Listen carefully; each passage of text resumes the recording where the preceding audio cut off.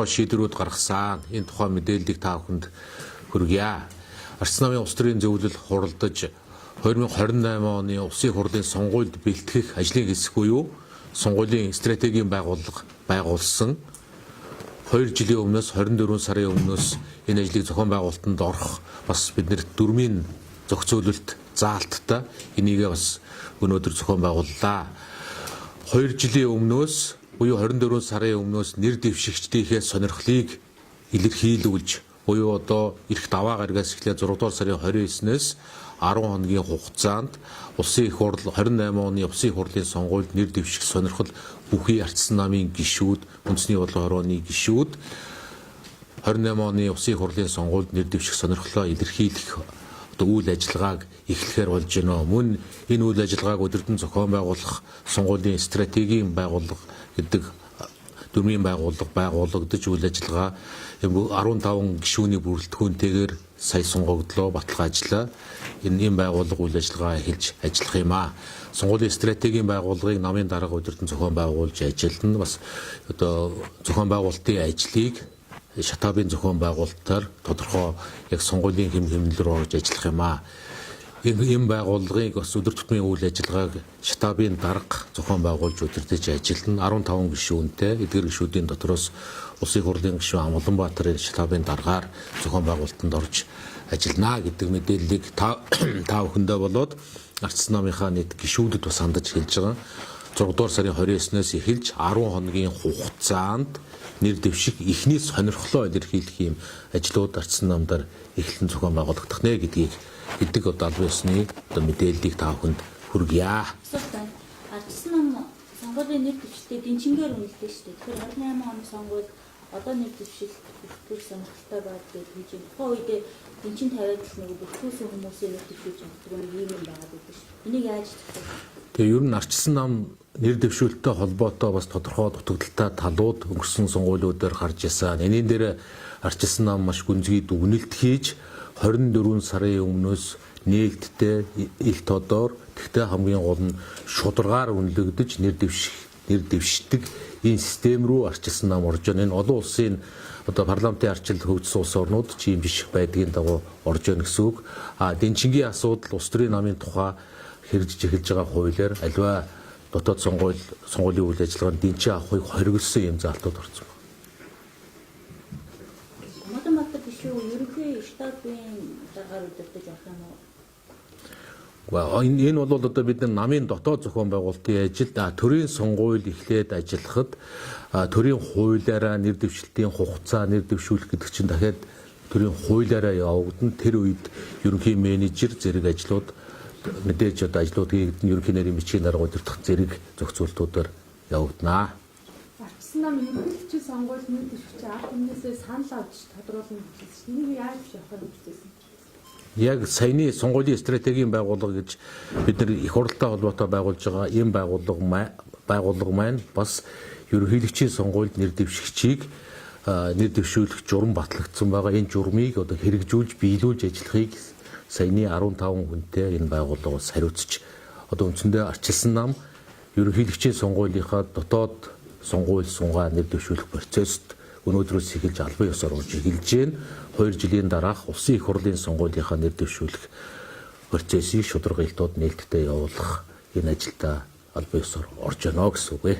Ингэж 2 жилийн өмнө сонгуульд нэр дэвшүүлсэн сонирхолтой ашиглах юм. Ер нь Монгол улсын хувьд бид нэр асуудлыг төрийн сонгуультай холбоотой асуудлыг одоо цагт өгөж хийдэг, цагт өгөж нэр дэвшүүлдэг, мөрийн хөтөлбөрийг нэр төдий хийдэг. Энэ бүхэн өөрөө Монгол улсын хөгжил дэвшилд бид нар бодлогын хувьд бэлэн биш байх, холоос бэлдээгүй байх, бодлогын хувьд тогтвортой биш байх. Энэ өнгөрсөн цаг хугацааны дүгнэлт өнөөдөр яг энэ Монгол Ардын намын засаглаж байгаа намын алдаа дутагдaltaч гэсэн эндээс ил тод харагдаж байна. Бодлого нь бэлэн биш. Энэ зүйлүүд нөгөө талаасаа яг үннийг хэлэхэд арчилсан нам бас энэ тал дээр дутагдaltaй. Арчсан нам нэр дэвшүүлэлтэн дээр олон удаа алдаа дутагдлага гаргаж сэтгэл хангалуун бус байдал үүсгэжсэн дутагдaltaй учраас энэ хоёр нөхцөл байдлыг хоёулангийн үзэж дахиад олон улсын намуудын жишгийг аваад бид нар 2 жилийн өмнөөс энэ ажлыг зөв хэлэх биш, ярих биш, албан ёсоор зохион байгуулалтын бүтцээ байгуулж ажиллаж гэж байна гэсэн.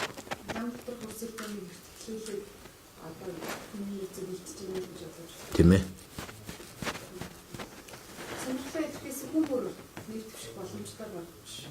Мэдээж энэ дөрмийн хүрээнд зохицуулагдсан харилцаанууд бий.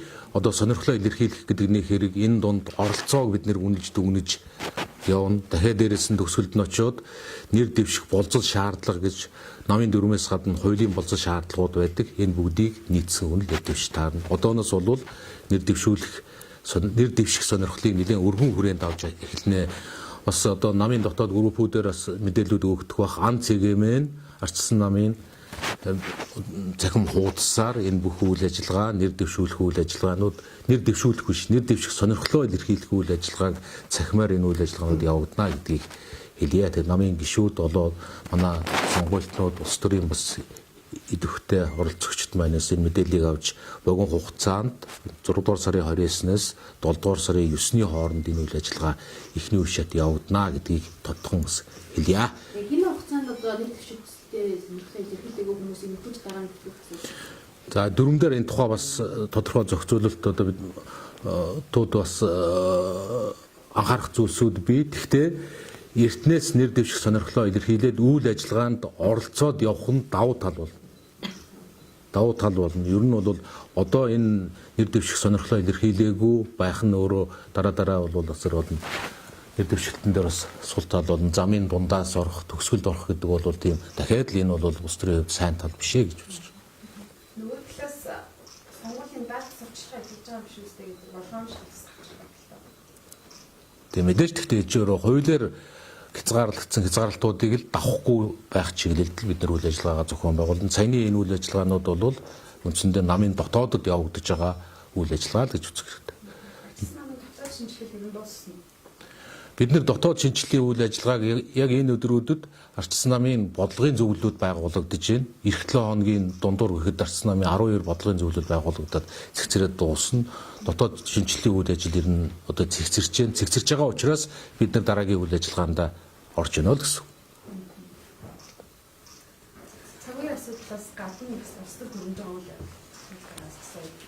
Ардчилсан нам улсын хурд тавьж байгаа шаардлагуудаа биелүүлж чадахгүй байна. Эргээд өөрсдөө хавхан нь орчод байна гэж шүүмж байна. Үнцөлийн цэцэн гишүүдийн томилгоо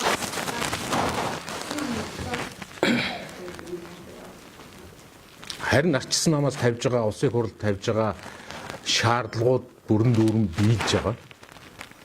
Жишээ нь ямар шаардлагуудаар бид нар тэгтээ шаардлага гэдгийг улсын хурлыг гацаах сөрөг хүчний ихээсээ дандаа бүтээлч асуудлуудыг хуулийн төсөл олон зүйлээр байр суурь илэрхийлж байгаа. Олон асуудлууд зүй зохистой талд нь ардчилсан намын ихэнх одоо шаардлага биш юм аа зүгээр байр суурьуд биелээд ажиллаж байгаа гэж ойлгож байгаа. Үндсэн хуулийн цэцгийн асуудал дээр нэр дэвшигчид процесс өчигдөр төрийн байгуулалтын мягаараа ороод асуудал явж байгаа шүү дээ. Энэ дээр ямарваа нэгэн тийм асуудал байхгүй. Олон нийтийн дунд амч манч ялгаагүй бүгдээрээ одоо дөрвөлжтэй ч гэдэг юм уу ийм агуулга хандлага ер нь бол нэлийн өргөн болчтой шүү дээ. Юу гэх нийгмийн ихтгэлцэл өөрөө суларч байна. Тэгэхээр энэ дээр яг танаа одоо хийж байгаа юм эртнээс нэр дэвшигчтэй одоо сонгон шалгаруулагч гэдэг юм уу энэ бүх процесс хэр үр дүнтэй байна гэж тооцоолж байгаа мөн ардчилсан нам ард түмний дунд одоо нэр хүндээ өсгөх чиглэл гэдэг юм уу те ямар үйл ажиллагаа цаашаа хийж үү. Тийм таны асуулт их чухал асуулт байна. Ер нь бол ан ман ялгаагүй гэдэг ойлголтыг өнөөгийн эрх баригчид Монгол Ардын намын зүгээс явуулахыг хичээдэг. Ан ман ямар ч ялгаагүй штэ гэдэг. Өөрснийхөө энэ одоо засаглаж чадахгүй байгаа, авилгалж өвдсөн байгаа, бодлогогүй байгаа. Тэгээд дээрэс нь өнгөрсөн одоо 2 жилийн хугацаанд 3 дахь засгийн газрынхаа нөр үдцэн тогтургүй байгаа. Энэ бүхдийг манайх муу тэгтээ ан ялгаагүй штэ гэдэг байр суурьлөө одоо хамтдахыг хичээдэг. Харин бид бүгдийн энэ өнөөдрөөс эхэлж байгаа энэ албан ёсны үйл ажиллагаа ардчилсан нам бол өөрөө бид нар зөвхөн сонгуульд зориулсан ялахын төлөөх улс төрийн хүчин биш ээ. Ардчилсан нам холоос ялалтын төлөө биш, засаглалын төлөө, зөв зүйтэй хөгжил дэвшлийн төлөө холоос урт хугацааны өмнөөс бодлоготойгоор бэлддэг улс төрийн хүчин гэдэг чиглэлд одоо явуулж байгаа бас тодорхой тийм ялгарлын үйл ажиллагаа юм а гэдгийг хэлэх. Нэр дэвшигчид дундаас ер нь ямар шалгууруудыг хангасан байвал давуу тал болох. Одоо Монгол Ардын нам нэр цэвэрч гэдэг юм уу ийм хүү тактикуудыг баримталдаг. Танаа зүгээс жишээ нь яг ямар шалгууруудыг голчлаа авч үзвэл Тийм мэдээж нэгдүгээрт нь хуулийн шалгуур бай.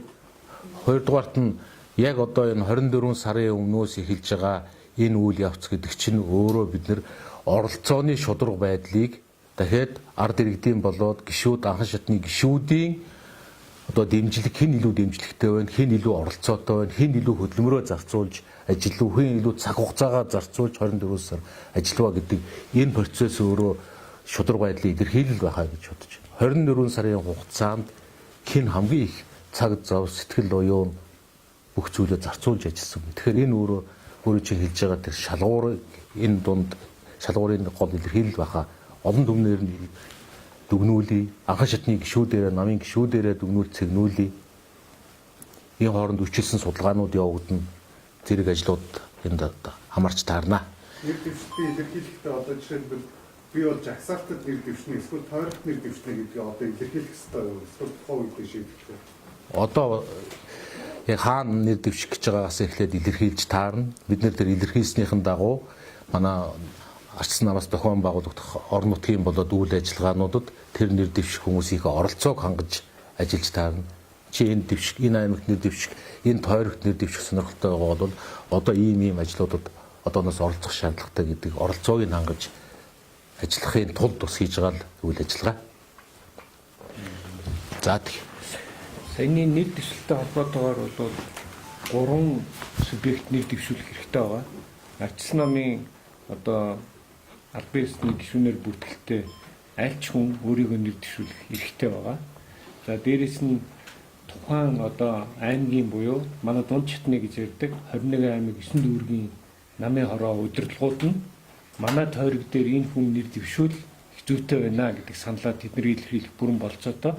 За дээрэс нь намын дарга өөрөө одоо намынхаа гишүүдийг хадгаад энэ тойрог дээр энэ хүмүүс одоо өөрийгөө дэвшүүлээгүй байсан ч гэсэн бид нар бол энэ хүн ялт авчрах болцоотой, энэ хүн арчсан намын бодлогыг одоо төлөөлөх болцоотой хүн гэдгийг баталж гаргасан ийм нөгөө саналын илэрхийллийн эхний асуудал байгаа.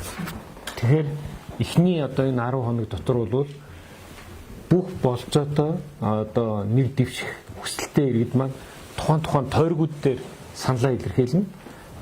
Энэ удаа бол бид нар бүгдийн зөвхөн тойргууд дээр санал авна. Нэрсийн жагсаалтыг бол тойргууд дээр нэрээ өгөөд ажиллаж байгаа бүх нэр дэвшигчдийн дундаас энэ 6 сараар үйл ажиллагаа нь явна. Энэ ч одоо 24 сарын хугацаанд 4 удаа ингээд шалгаруулалт явагдаад багасаад ийн гэсэн үг нэр дэвшигч маань.